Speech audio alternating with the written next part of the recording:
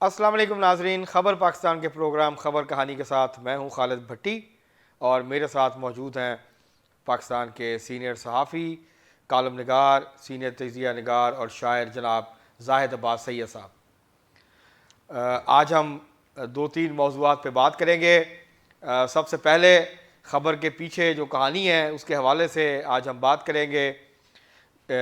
जो गज़ा की सूरत हाल है और उसके नतीजे में जो ये जो जंग है मशरक़ वुस्ता में, इसके फैलने का ख़तरा अब बढ़ता जा रहा है और लगता यह है कि बहुत जल्द हिज़्बुल्लाह और उसके साथ साथ शाम जो है वो भी इस जंग में शरीक होता नज़र आएगा। कल इजराइल ने दोबारा शाम के ऊपर बमबारी की है और उसने कल दोबारा जनूबी लबनान के ऊपर हमला किया है। हिज़्बुल्लाह के मुख्तलिफ ठिकानों के ऊपर उसने कल हमला किया है, टैंकों से गोलाबारी की है और बमबारी भी की है। इसके अलावा जो ख़बर है एक, वो ये है कि पाकिस्तानियों के जो पाकिस्तान में रहने वाले पाकिस्तानी शहरी हैं, उनके 19 अरब डॉलर जो हैं उनके असासे बाहर पड़े हैं। वो इन्वेस्टमेंट की शक्ल में भी हैं, वो मुख्तलिफ जो शेयर्स हैं उसकी शक्ल में भी हैं, लेकिन ज़्यादा जो अमाउंट है बड़ी वो है प्रॉपर्टी की शक्ल में। उसके ऊपर भी आज हम बात करेंगे कि उसके पीछे कहानी क्या है।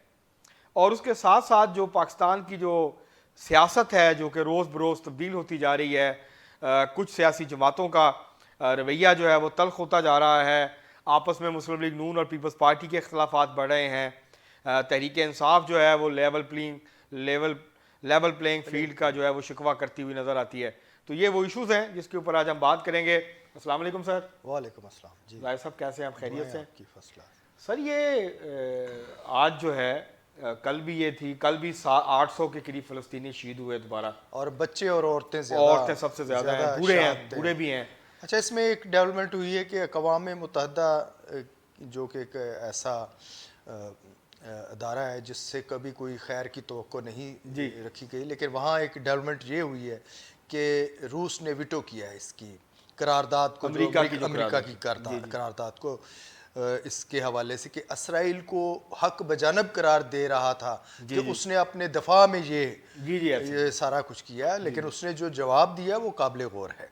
उसने कहा ये वहशत है और ये वहाँ नस्ल कशी कर रहा है, वहाँ बच्चे मार रहा है और वहाँ जारहियत को आप जवाज बना के पेश कर रहे हैं, ये गलत है। सही। उसकी तायद भी हुई है, चीन ने उसकी तायद की है, मिस्र। अच्छा जाहिर साहब ये तो बताएं नाज़रीन को, ये वीटो क्या है? ये मतलब बजाय इसके कि असल में इसमें पस मंजर में मैं जाना चाहता हूँ, ये ताकतवर जो होते हैं मुल्क, ये जो सुपर पावर एक्सक्लूसिव क्लब है, वो उसकी 5 ताकतों को ये वीटो है कि वो अक्सरियती फैसले को अक़वाम मुत्तहिदा को एक मुल्क जो है वो कलादम करार देने की सलाहियत रखता है। अंदर ये होता है। हाँ जी, ये सलामती कौंसिल जो है के अंदर है और 5 ये ममालिक हैं जो आपको अज़बर हैं। हाँ, ये मुश्किल मेंबर हैं। चीन है, अमेरिका है, असल में रूस है, बरतानिया और फ्रांस है। तो ये अच्छा, ये असल में दुनिया में 2 तरह के लोग हैं जी, अच्छे हैं या बुरे हैं। सही है।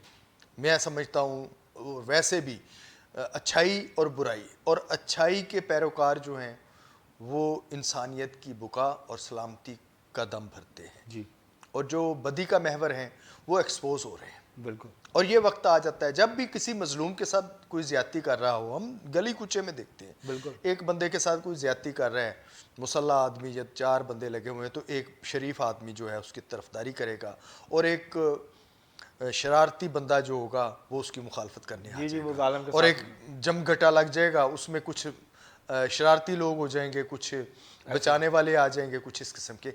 दुनिया में भी यही एक सूरत हाल नमूदार हुई है पूरी अराउंड दी वर्ल्ड के अच्छाई और बुराई का एक महवर जो है उसका अब फैसला दुनिया के सामने है। शऊर रखने वाले इंसान देख रहे हैं कि अच्छाई के साथ कौन है और बुराई के साथ कौन है। ये वाज़े तौर पर एक लकीर खींच दी गई है कि अच्छे लोग इधर हैं, बुरे लोग इधर हैं। मतलब कुछ लोग तो देखे ना, अमेरिका या बरतानिया बगैर किसी लगी लपटी के, बगैर किसी हिचकिचाहट के, बगैर किसी शर्म हया के खुल्ला जो इजराइल की वहशत और जारियत है उसकी हमायत कर रहे हैं जी।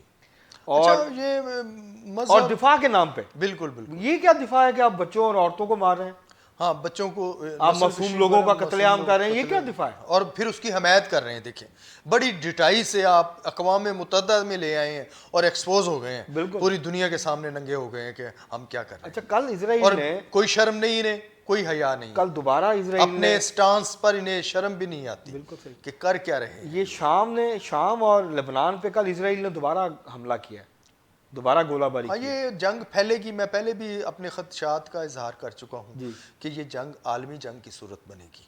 دیکھیں شرارت جہاں بھی ہوگی، وحشت جہاں بھی ہوگی، وہاں یہ کام ہوگا اور یہ پھیلے گا.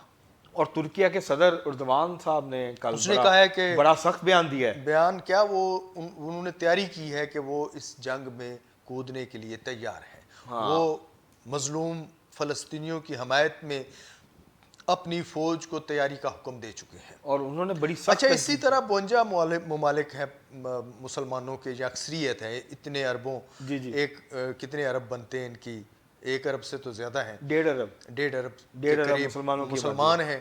تو یہ باعث سے تشویش ہے ہمارے لیے، بلکہ باعث شرم ہے میرے لیے کہ ہم لوگ ایک اتنی بڑی اکثریت رکھتے ہوئے بھی نہتے مظلوم اور لاچار فلسطینیوں کی مدد کے لیے کوئی للکار نہیں سکا اسے. یہ مدد وغیرہ کرنا تو بہرحال ایک روٹین میٹر ہے، ایک معمول کی کارروائی ہے. جی جی لیکن ان کے اس تشدد اور جارحیت کو روکنے کے لیے اسرائیل کوئی، کا ہاتھ روکنے والا کوئی نہیں ہے. ہاں اسے روکنے کے لیے سامنے آنا چاہیے. بالکل. ایک اجتماعی جو ہے سٹانس، اگرچہ اوپیک اور اس طرح کے اجلاسوں میں کہا گیا ہے، تھریٹ بھی کیا گیا ہے، ایران بھی اسے دھمکی آمیز بیانات دے رہا ہے، لیکن وہ باز نہیں آ رہا. اور یہ الٹیمیٹلی یہ آلموسٹ یہ جنگ کی طرف، عالمی جنگ کی طرف جا رہی ہے. اس کے بعد یہ دیکھیں روس نے میزائل تجربہ کیا ہے ایٹمی وار ہیڈ کا. اس نے بتایا ہے دنیا کو کہ میرے پاس بھی ہے، اگر تم لوگ ایٹمی جنگ کے لیے تیار ہو تو ہم بھی ہیں. تو اس طرح دنیا کا امن خطرے میں ہے. مظلوم کی اگر حمایت نہ کی گئی، اچھائی کا ساتھ نہ دیا گیا، تو یہ پھر سیدھی طرح ظلم جب حد سے گزرتا ہے تو مٹ جاتا ہے. کل ترکیہ کے صدر نے طیب اردوان نے یہ کہا ہے جی کہ یہ جو یوکرین کی جنگ کے اوپر بڑا شور مچا رہے تھے انسانی حقوق کا اور باقی، اب وہ کہاں ہیں؟ اب کہاں گیا؟ اب کیوں خاموش ہیں؟ نہیں ہم اب بھی انسانیت کے نام پر یہ دیکھیں نا اس جنگ کی لوگ حمایت. یوکرین میں مریں، ہاں بالکل، یا فلسطین میں، یا کہیں اور، یا کشمیر میں، وہ انسان ہے. ہاں وہ مسلمان ہیں، عیسائی ہیں، کوئی بھی مذہب ہے. انسانیت کو تہ تیغ رکھنے اور اس کی وحشت ناکی کا جو منظر دکھایا جا رہا ہے دنیا کو، اسے ختم کرنا چاہیے. امن اور محبت سے رہنے کے لیے دنیا میں انسان کو بہت مختصر وقت دیا گیا ہے. زندگی بڑی مختصر ہے. صحیح. پتہ نہیں لوگ نفرت کے لیے کہاں سے وقت نکال لیتے ہیں.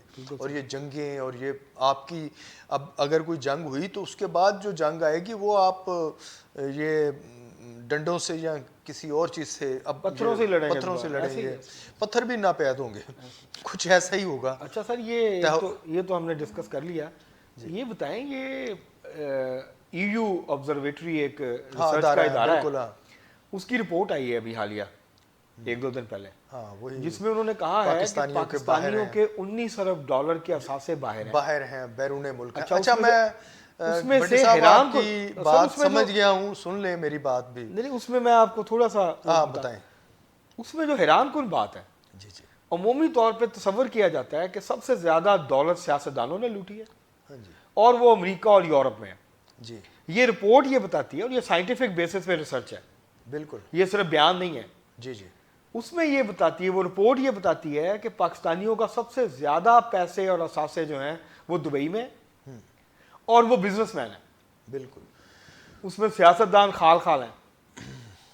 اور یہ جو 19 ارب باہر پڑا، $19 ارب، اس کی اکثریت جو ہے وہ تاجروں کی ہے، بزنس مینوں کی ہے. تاجر بھی تو سیاستدان نہیں، بزنس مین نہیں، تاجروں کو انہوں نے الگ کیٹیگری میں رکھا ہے. سیاست کو جو لاتے ہیں، سیاستدانوں کو جو لاتے ہیں، اب کچھ تاجر جو ہیں خود صنعت کار خود آ گئے ہیں میدان میں.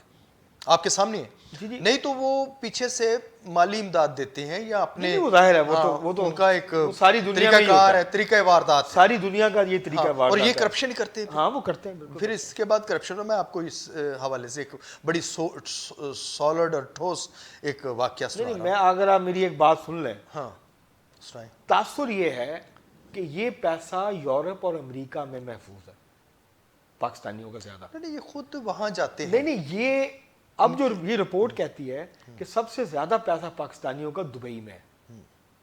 اب پاکستانیوں کی جو مین ڈیسٹینیشن ہے وہ امریکہ اور یورپ نہیں ہے, اور جو ایشیا کے سیف ہیونز ہیں جس طرح وہاں پہ بنے ہوئے ہیں آف شور جہاں پہ اب کمپنی رجسٹرڈ کراتے ہیں, پیسے رکھتے ہیں بینکوں میں, اب جو ہے ایشیا کے اندر جو مختلف پاکٹس ہیں پاکستانی جو ہیں وہ وہاں پیسہ ڈپازٹ کر رہے ہیں, وہاں جائیدادیں خرید رہے ہیں. مطلب دبئی کے بعد جو دوسری بڑی انویسٹمنٹ ہے وہ سنگاپور میں ہے. سنگاپور میں. تو اس سے آپ اندازہ لگائیں کہ یہ جو مطلب اگر آپ دیکھیں عمران خان صاحب کے بیانات یا باقی جو بیان بازی ہوتی ہے اس میں تو ہمیں کچھ اور ہی بتاتے ہیں. تو اب آپ پلیز اپنی بات جاری رکھیں. نہیں آپ نے بھٹی صاحب کچھ صورتحال آپ کے حوالے سے میں نے دیکھی ہے کہ پاکستان کے سیاستدان بیوروکریسی کو آپ چھوڑ گئے ہیں کہ اس کے بھی پیسے بہت زیادہ, اور ان کے بچے بیرون ملک پڑھتے ہیں رہتے ہیں, اور وہیں سیاستدانوں کے بچے بھی باہر ہیں دیکھ لیں, ایسے ہی, اور وہ لگژری زندگی گزار رہے ہیں. اچھا اس حوالے سے میں ایک واقعہ ہے میرے پاس حقیقت کہ میں ایک قومی اخبار کا ایڈیٹر تھا, تو 15 سال پرانی بات کر رہا ہوں. تو وہاں انڈیا کے کلدیپ نیر صاحب ہیں, نائر نہیں ہیں وہ, اچھا ان کا نائر نام چھپتا تھا, تو وہ مجھ سے گلا کرتے تھے.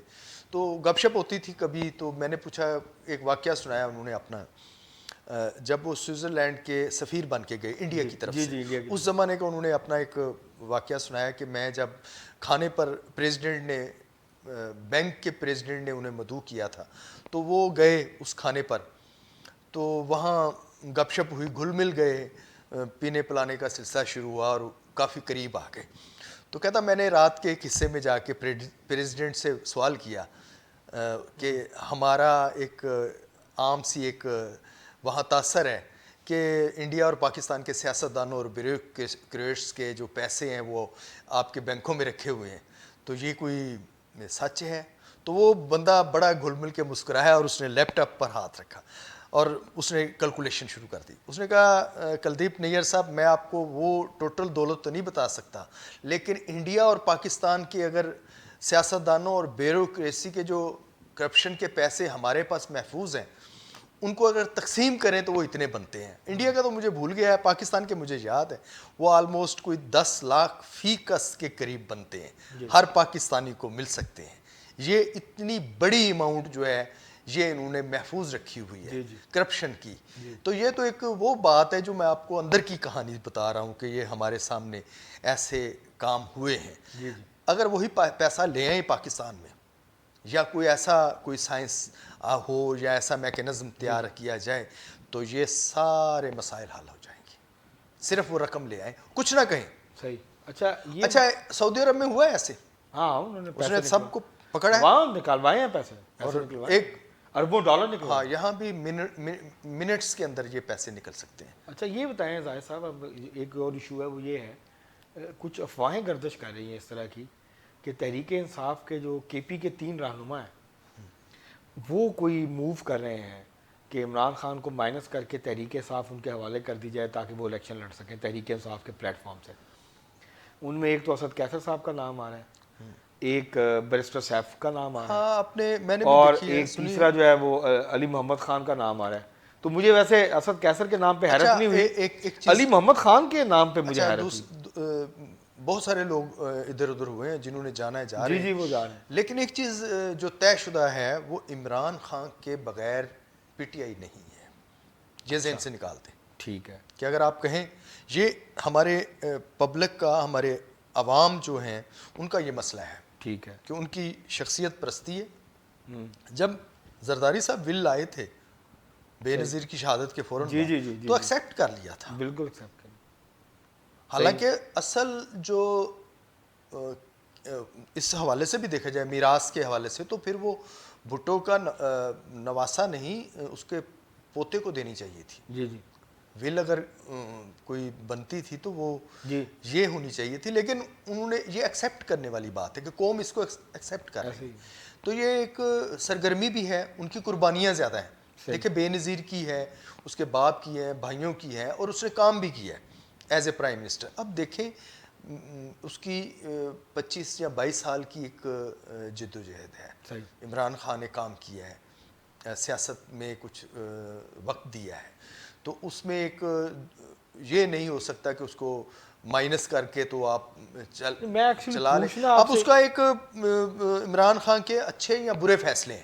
نہیں میں پوچھنا آپ سے یہ چاہ رہا تھا، جو خبر ہے وہ یہ میں پوچھنا یہ چاہ رہا تھا کہ ایسے لگتا ہے کہ شاید پرویز خٹک صاحب وہ کام کر نہیں سکے جو وہ یہ کر رہے ہیں، جو یہ اس حد تک یہ شاید کے پی کے وزارت اعلیٰ کے لیے یہ کیونکہ ابھی بھی اس سناریو میں یہ کچھ کریں گے. میں ظاہر صاحب ابھی بھی سمجھتا ہوں ذاتی طور پہ کہ پی ٹی آئی باقی پارٹیوں سے زیادہ مضبوط ہے کے پی میں، اور ایک قومی جماعت کا اس کے باوجود کہ اتنا کچھ ہو گیا موجود ہے اس کا موجود ہاں، لیکن اسے چلو یہ بھی ہو سکتا ہے کسی وجہ سے کہ اسے یہ کہیں کہ چلو آپ کے پی تک محدود کر دیے جائیں، تو اس کو